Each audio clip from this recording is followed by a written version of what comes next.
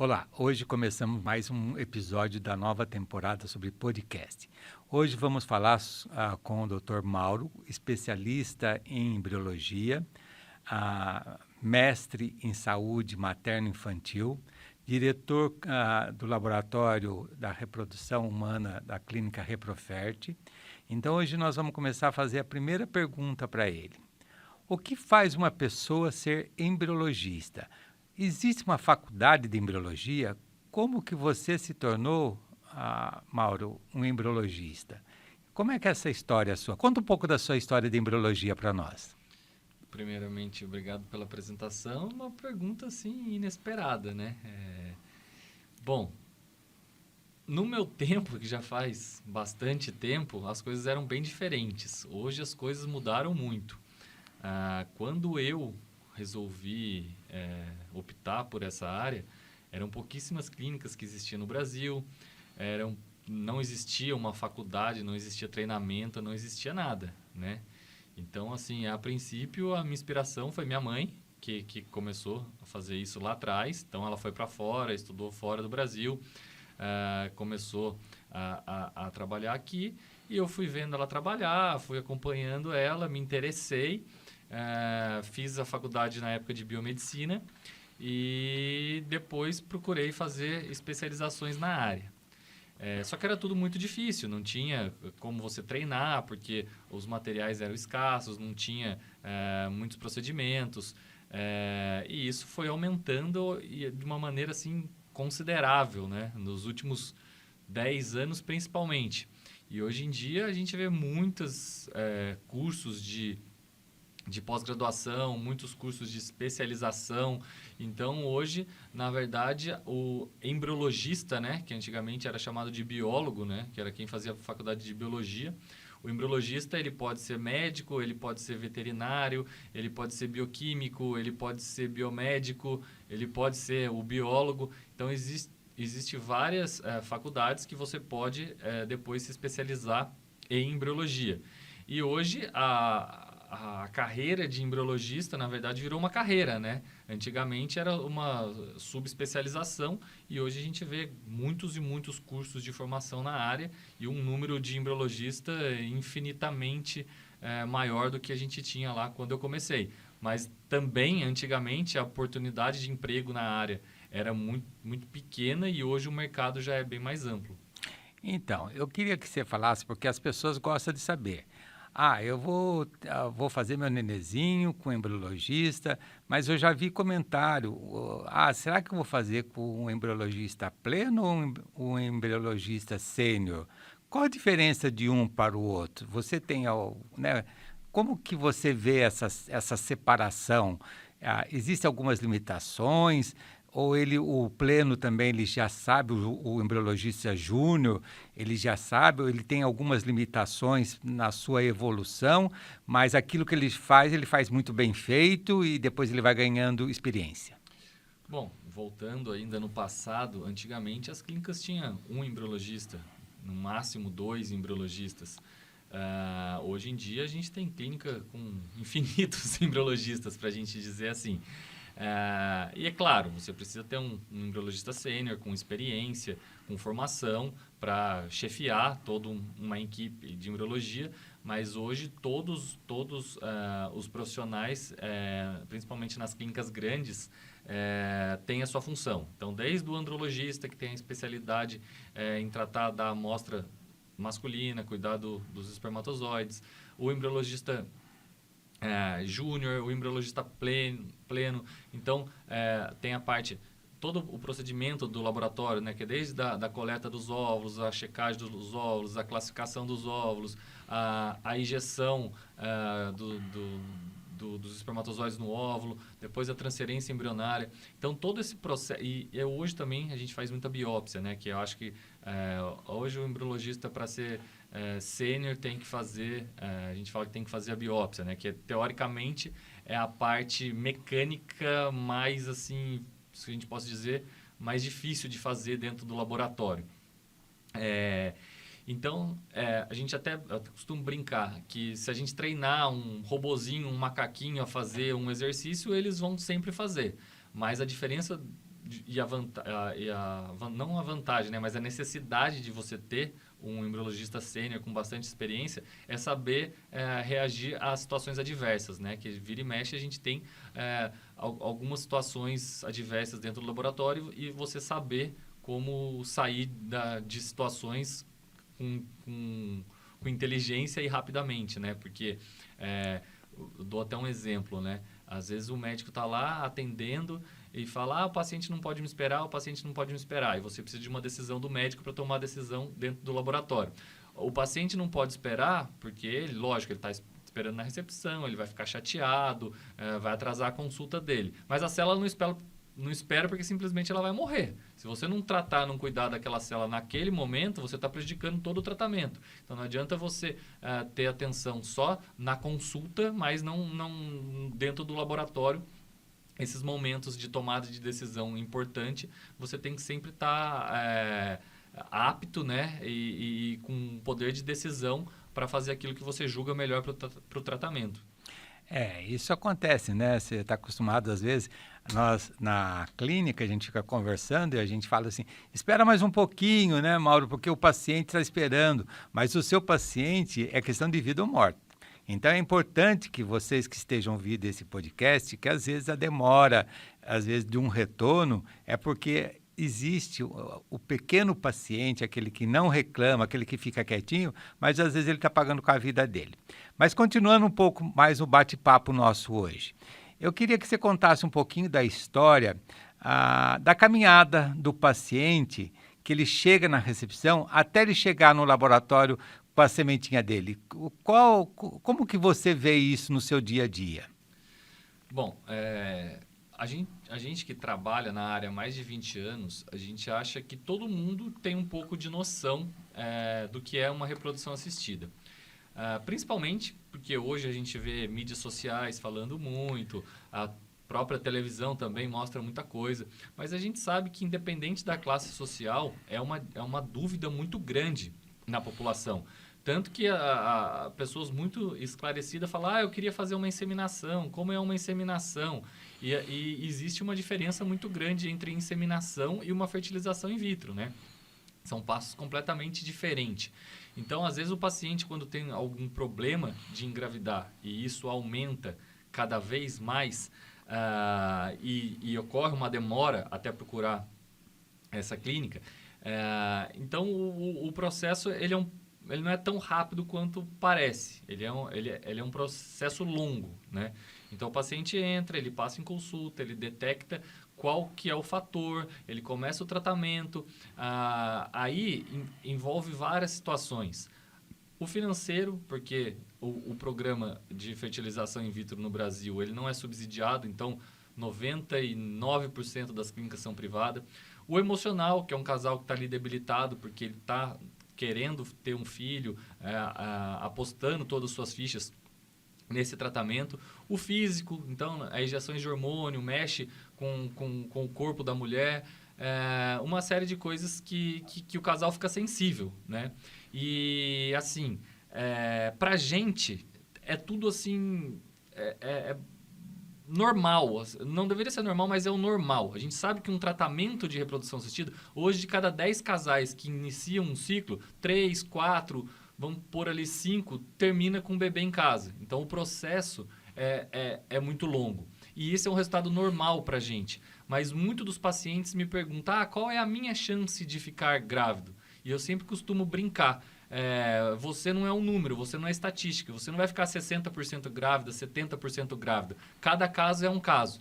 E eu acho que o mais difícil para a gente é não colocar no modo automático e tratar cada caso como um caso. Então, você dá um resultado negativo, você dá muitos resultados negativos, mas existem maneiras de você dar o negativo para cada um desses pacientes. E você tem que fazer com que esses pacientes não se sintam esse número, e se sintam um ser humano que está ali tentando o sonho de ter um filho, está investindo dinheiro, investindo tempo, saúde, uma série de coisas. E a gente sempre está junto com o paciente. Então, assim, a gente não quer que o paciente faça 2, 3, 4, 5 tentativas. O nosso sucesso é o sucesso do nosso paciente. A gente quer que o paciente chegue lá na primeira tentativa e já engravide. Porque esse o sucesso do paciente é o nosso sucesso. Mas a gente sabe que isso não ocorre sempre e que a caminhada é longa. Então, a gente tem que saber dosar todos esses acontecimentos. Então, Mauro, e assim, mas você que às vezes pede para o homem ir lá fazer a coleta do sêmen, né? Ele chegou na recepção, muitas vezes ele chega angustiado, como é que é esse exame? Será que tem alguém me observando? Será que não tem? Como que é essa caminhada do homem em si?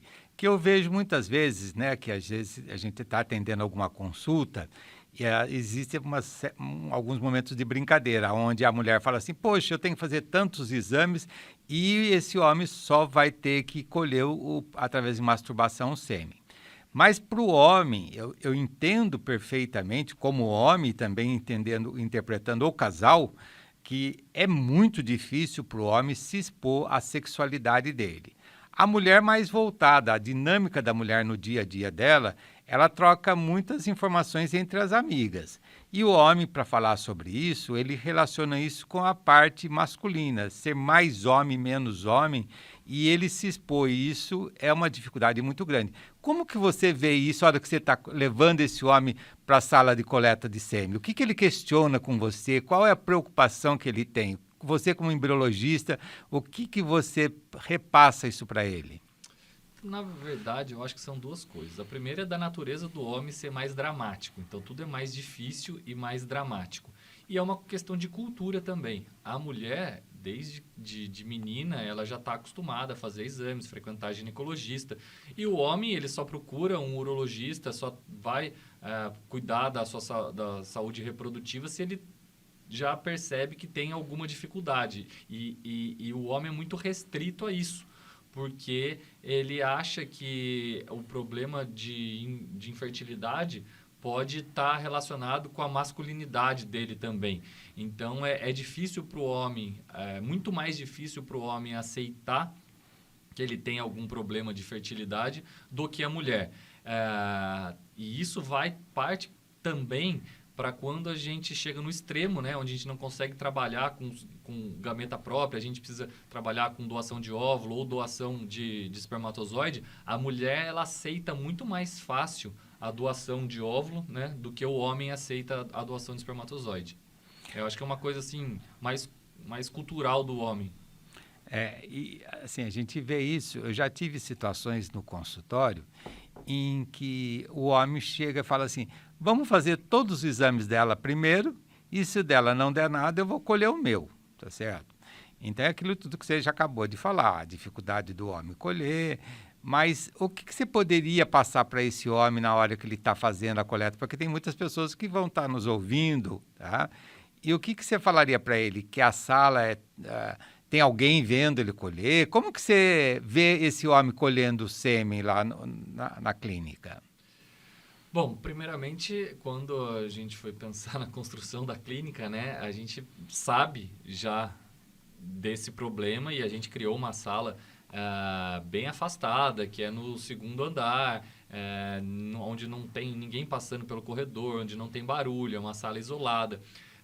Com vídeos, se quiser ligar, um som alto.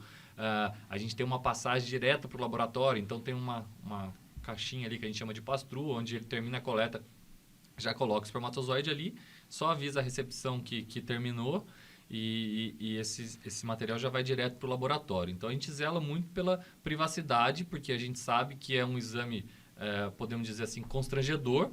Então, quanto mais a gente puder zelar pelo paciente nessa hora, eu acho que é importante. Não fazendo propaganda de nenhum lugar, mas num laboratório comum, talvez eles não estejam preparados para esse tipo de exame.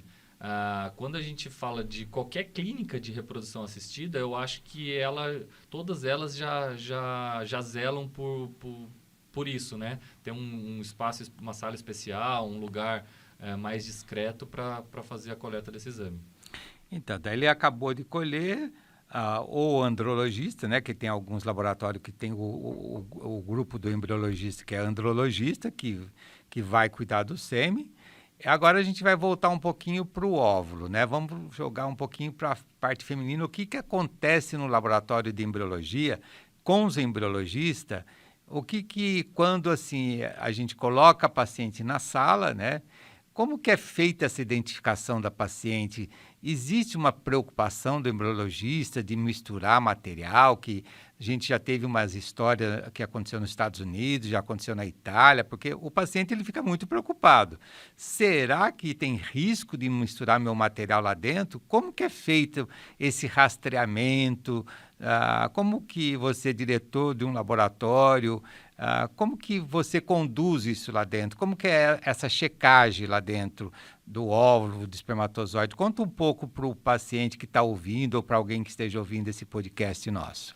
Bom, a gente sempre brinca, né, que o Brasil é o país do jeitinho, né? Todo mundo dá o jeitinho brasileiro em vários locais. Mas eu acho que o Brasil está muito avançado com relação a isso, em relação ao restante do mundo, no processo de qualidade de laboratório. Hoje a gente tem a vigilância sanitária, que faz fiscalização de todas as clínicas no Brasil, e eles são muito criteriosos, eles exigem muitas coisas que a gente pode dizer que são até desnecessárias, que passa do ponto do excesso, né? Daquilo que você precisa ter para ter segurança. Então, todos os processos eles são totalmente rastreáveis, e a margem de segurança é muito grande, né? Então, a identificação, existem várias maneiras de identificação, né? Então, tem simplesmente a identificação em plaquinhas, você escrevendo o nome das pacientes, e hoje em dia já tem muitas clínicas, né? A gente também já tem um sistema de rastreabilidade através de QR Code. Então, cada plaquinha, o pote da coleta do sêmen, os tubos de óvulo, as plaquinhas onde vão ser feitas, todos têm identificação da paciente com nome, idade, data de nascimento, um QR Code que com o celular você já escaneia e você já joga todos os dados para o computador, que é onde você vai lançar todo o procedimento dessa paciente. Além disso, é exigido também que você tenha pelo menos 2 embriologistas trabalhando ali dentro, um falando e o outro rechecando, né? Então, é obrigado você ter a dupla checagem em todos os procedimentos dentro do laboratório. Que legal. Então, existe a dupla checagem, tem 2 embriologistas sempre vendo a mesma coisa, né? Então, essa preocupação, assim, lógico, né? É próximo de zero existir algum erro, né? Agora, você falou uma coisa importante, você falou assim que através do QR Code, mas esse QR Code ele deve vir assim impregnado na plaquinha em algum lugar, mas a gente sabe assim, por exemplo, qualquer material que a gente coloca, às vezes a gente tem uma identificação de alguma coisa que a gente guarda no congelador e de repente quando a gente tira aquilo, descongela, aquilo lá vira um borrão. Como é que é feito isso? Isso aí é alguma tinta especial, alguma marca especial para que não desapareça isso? Como que é feito isso? Cada clínica tem a sua maneira, a sua hack, a sua maneira de identificação. Particularmente, a gente utiliza o modo antigo, eu escrevo de caneta nas paletas, e por cima da escrita de caneta das paletas, a gente tem essa etiqueta, onde vai a identificação, com QR Code, que a gente cola nessas paletas.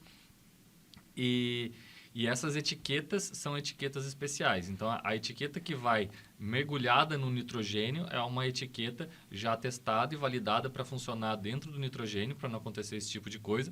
E é uma etiqueta diferente daquelas que vão nas plaquinhas dentro da incubadora, nos tubos, e no pote de coleta, em todo o processo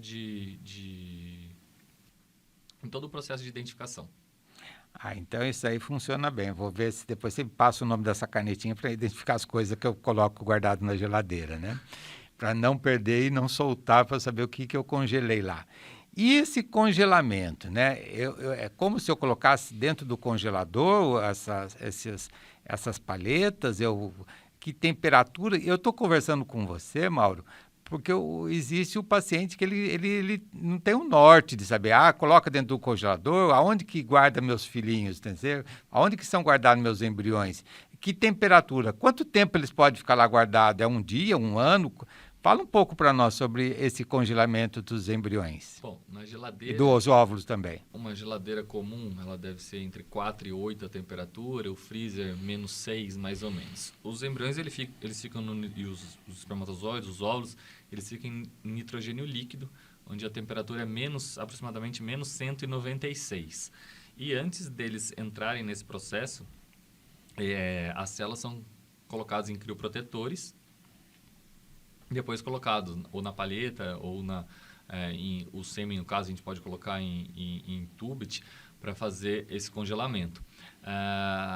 Uma das coisas que mais evoluíram hoje na medicina reprodutiva, hoje não, né? A gente já tem essa técnica aí há praticamente 10 anos, é a vitrificação, diferente do congelamento lento que a gente fazia antigamente. Então, antigamente, para a gente congelar um embrião, a gente nem tinha meio de cultura no Brasil.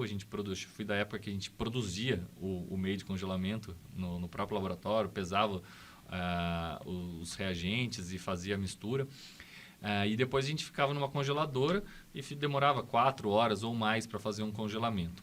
E a taxa de sobrevida era relativamente boa, mas muito longe dos resultados que a gente tem hoje. Tanto que a gente congelava embriões em dia 3, a gente não congelava blastocisto, não congelava óvulos, que são materiais muito mais sensíveis. Hoje, com a vitrificação, os meios a gente tem meio nacional, a gente tem vários meios importados e a técnica está muito bem estabelecida. Hoje, a sobrevivência de descongelamento de óvulo é acima de 93%, de embriões, mesmo blastocisto, acima de 97%. E a técnica para você congelar cada paleta aí, você demora de 10 a 15 minutos. Então, é bem diferente. Isso que é vitrificação, porque o modo antigo cristalizava, né? Perdia mais embriões, os crioprotetores antigos, eles cristalizavam o embrião e tinham um risco de perda. E hoje vitrifica, né? E é uma coisa bem mais rápida, né? Para ser feita, né? Então, assim, você falou mais ou menos 10 a 15 minutos, você consegue fazer uma vitrificação, né? E ele vai para uma temperatura menos 196 graus. Pode ficar quanto tempo guardado esses embriões lá? A vitrificação a gente chama de congelamento ultra rápido, né?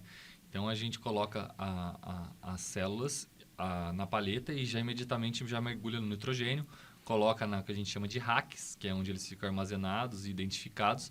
E assim, recentemente saiu uma publicação de uma gravidez de um embrião de 30 anos congelados. Nossa. E 30 anos era outro meio de congelamento, que é esse meio de menor resultado, era outro armazenamento, era tudo diferente. Então, hoje, que já é muito melhor, a gente imagina que bem cuidado, os tanques com os níveis certos de nitrogênio, tudo isso, a gente acha que há de eterno, né? Legal. E como é que eu sei que o laboratório está todo equilibrado? Você tem algum marcador? A temperatura pode ser 30 graus, 20 graus? Como que é feito o controle do sucesso do laboratório, de taxa de sucesso? Como que tem algum marcador para isso ou não? Como eu acabei de responder, da vigilância, ela exige tudo isso planilhado. Então, assim, eu não preciso ter isso por escrito, mas eu posso ter isso armazenado no computador. Então, todo o controle de qualidade do laboratório ele é checado dia a dia. Temperatura, CO2 das incubadoras, o oxigênio das incubadoras, temperatura de placas, tudo isso é feito diariamente. Tá? Limpeza, esterilização total da sala, laboratório e bancadas, temperatura em cada ponto do laboratório. A gente tem um sistema de pressão positiva classe 100. Então, assim, é um ambiente extremamente estéril, a gente pode dizer assim, e extremamente controlado. Tanto que a gente até brinca que a gente precisa ter uma pessoa dentro do laboratório só para fazer o controle de qualidade e lançar esses dados, que é muito dados. Então, se a gente pega aí uma visita de vigilância sanitária, eles ficam praticamente uma semana dentro da clínica para revirar todos esses dados e planilhas de controle de qualidade. Mas, assim, esse controle a gente não faz por causa da vigilância. A gente realmente tem que ter esse controle. Porque, lógico, um hospital não quer que nada aconteça, não quer nenhuma contaminação, não quer nada. Então, ele vai fazer um super controle de qualidade. Só que a gente, além de fazer, a gente necessita disso. Porque para a gente ter resultado, para a gente ter bons embriões, para a gente ter uma taxa boa de gravidez, a gente precisa de tudo isso. Então, assim, não tem nem que a gente, vamos falar, vamos tapear, entre aspas, a vigilância sanitária, fingir que a gente fez. Não, a gente tem que fazer, porque senão o nosso laboratório não anda. Então, é uma coisa realmente muito... É um processo muito crítico dentro de todo o procedimento, o controle de qualidade. E, assim, e nesse controle de qualidade, ainda insistindo um pouquinho mais, como é que você sabe que o seu laboratório está indo bem? Existe, assim, alguns marcadores, tipo taxa de fertilização, taxa de teste de gravidez positivo. Como que é feito isso? Vocês fazem o controle depois que nasceu o nenenzinho? Vocês têm a noção que está acontecendo? O casal, ele deve reportar para o laboratório se a criança nasceu bem, se não nasceu, se nasceu antes do tempo, se foram gêmeos, se não foram. Como que o laboratório interage com o casal grávido e para mostrar alguns fatores de garantia para esse casal? Bom, existem, né, várias maneiras de você fazer um controle de qualidade desse laboratório. O meio de cultura é muito importante, então a gente sempre está checando o pH do meio de cultivo. Os meios que a gente usa são todos importados, então a gente sabe, às vezes pode ter algum problema na importação, esse meio fica parado na alfândega, uma série de coisas, então a gente está sempre medindo pH, medindo temperatura, validando dia a dia esse meio. Mesmo a gente recebendo todo o certificado de que esse meio está bom, a gente também faz os testes. Como é que a gente faz esses testes? A gente coloca o espermatozoide no meio e faz o teste de sobrevida, se eles sobrevivem até o dia seguinte com uma boa taxa de sobrevivência. A gente checa as taxas de fertilização, que se você for ver mundialmente, acima de 75% de fertilização é uma boa taxa de fertilização. É claro que naqueles casos específicos, que quando a gente coleta o espermatozoide de maneira alternativa, uma punção direta do epidídimo ou uma biópsia de testículo, a gente sabe que essas taxas, teoricamente, elas podem ser um pouco inferiores. Também a taxa de blastulação é muito importante para a gente, aí por volta de 50%. Já a gravidez, é lógico, a gente sempre está de olho na gravidez, vendo as taxas, mas é uma coisa que já foge um pouco só do laboratório, porque a gente tem outras variáveis, né? Também tem os fatores de implantação que podem interferir. Então, às vezes, a gente pode transferir um embrião que seja euploide, aquele embrião geneticamente normal, lindo, maravilhoso, tudo certo, e a paciente tem algum problema de implantação e, por isso, esse embrião não implantar. Tinha uma continuação dessa pergunta. É para ver a taxa de sucesso do laboratório que você falou, né? Como é que interage com o paciente? Tá. A gente tem uma acreditação da rede latino-americana, né? Então, para isso, a gente recebe visita eu, inclusive, faço parte do comitê de acreditação da rede latino-americana, mas eu não posso acreditar a própria clínica, né? Então, outras pessoas, outros embriologistas de outro país que fazem essa acreditação. Então, é um processo um pouco mais detalhado do que o da vigilância sanitária, que está preocupada só com controle de qualidade, e a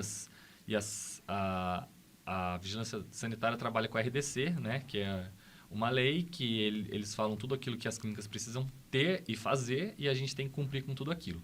Já na rede latino-americana, ela busca tudo aquilo que ela julga necessário para o laboratório ser de excelência. Então, a gente tem que estar dentro dessas regras e também, para isso, a gente tem que reportar todos os nossos resultados anualmente. Então, a gente tenta acompanhar até o final. Então, lá na clínica, que na maioria das vezes a gente acompanha o paciente até o primeiro ultrassom, depois de pré-natal, né? Depois libera o paciente para os obstetras. Então, assim, 99% das vezes a gente ainda tem contato das pacientes, consegue ir até o final, saber a criança, nome da criança, se nasceu prematura, com quantos quilos nasceu, uma série de dados que eles pedem e é muito importante para a gente fazer as estatísticas, tudo dentro dos relatórios. A gente consegue. Às vezes, alguns pacientes somem, desaparecem, a gente não tem contato, mas na maioria das vezes a gente consegue esse contato. Conta um pouquinho para nós, Mauro, a respeito, né? Você fez o nenenzinho, ele ficou quantos dias na incubadora? Depois a gente vai avançar um pouco mais, mas daí é um outro podcast que a gente vai deixar para outro dia. Mas fala um pouquinho para nós da transferência do embrião, né? Da chegada do embrião para a casinha dele, que vai passar os 9 meses, que seria o útero. Bom, vamos lá. O processo da fertilização, ele ocorre aí, se a gente descontar o período de indução, o preparo da mulher para a ovulação, você tem ali de 5 a 7 dias para a gente finalizar o caso, tá? Então, no primeiro dia, a paciente passa pela coleta de óvulos. No dia seguinte, a gente vai checar a fertilização. Depois, vamos avaliar dia 2, dia 3, dia 4 e dia 5, que é o dia certo para a chegada do blastocisto. Alguns embriões são um pouquinho mais atrasados. Eles vão chegam no dia 6 ou chegam no dia 7. Tá? E daí, esses embriões que estão em blastocisto, eles estão aptos ou à transferência ou ao congelamento. Então, a gente pode transferir, fazer uma transferência a fresco, ou pode congelar esses embriões e transferir no ciclo seguinte. Como naquela pergunta anterior eu falei que o congelamento melhorou muito, então, e a gente tem taxas muito boas, hoje em dia a gente costuma congelar todos esses óvulos e fazer a transferência no ciclo seguinte. Por quê? Quando a gente está induzindo a paciente para produzir bastante óvulos, a gente está enchendo ela de hormônios. E esses hormônios, às vezes, podem ser prejudicial para a implantação. Então, a gente espera passar esse ciclo, né? Espera esfriar o ciclo que a gente fala, a paciente menstrua e depois ela faz um preparo mais rápido, um preparo só com comprimido para transferir esses embriões e a gente transfere com calma esses embriões num ciclo seguinte, tá? A transferência desses embriões, hoje, a gente tem um método de seleção muito melhor do que antigamente. Como eu falei, ainda voltando no congelamento, a gente dificilmente conseguia congelar blastocisto. E o blastocisto, quando a gente evolui o embrião do dia 3 para o dia 5, é uma seleção muito grande. A gente tem uma perda ali de praticamente 50% desses embriões já param no dia 3. Então, você já selecionou com 50% mais eficiência. Então, nós estamos encerrando mais esse episódio do podcast. Mauro, eu queria que você deixasse alguma mensagem aí para os papais e mamães e para os bebês que você toma conta diariamente lá. Bom, primeiramente, obrigado pelo convite. E, assim, eu acho que foi muito rápido, não deu para a gente falar muitas coisas que a gente gostaria, mas eu sei que esse podcast vai estar aí nas redes sociais e tem muita dúvida que as pessoas já têm, muitas que possam ter surgido. Eu queria falar que eu estou à disposição de todo mundo que tiver dúvida, que quiser saber mais informações. Vocês podem me mandar mensagem, podem enviar e-mail, mensagem no Instagram, mensagem no celular, porque meu celular está aberto para todos os pacientes aí na clínica, interajo com todos os pacientes praticamente todos os dias. Então, qualquer dúvida que tenha surgido ou alguma informação que queira saber, eu estou sempre à disposição aí dos nossos pacientes e também de outras pessoas que sejam interessadas no assunto. Então, nós queremos agradecer a presença de todos, né, aos ouvintes desse podcast. A intenção nossa é levar conhecimento, levar tranquilidade para as pessoas, para alguns colegas que estejam ouvindo, tirando as dúvidas. A intenção é levar, assim, medicina baseada em evidência, de melhor qualidade que existe. E nós estamos à disposição também no nosso canal, que é no nosso site, reprofert.com.br, e as pessoas podem se comunicar com qualquer plataforma que eles tenham, tá certo? E a gente sempre vai responder e entre em contato com a gente o que for necessário. Agradeço mais uma vez. Toda semana a gente vai ter um podcast, toda semana a gente vai ter um novo episódio e a gente fica à disposição de vocês.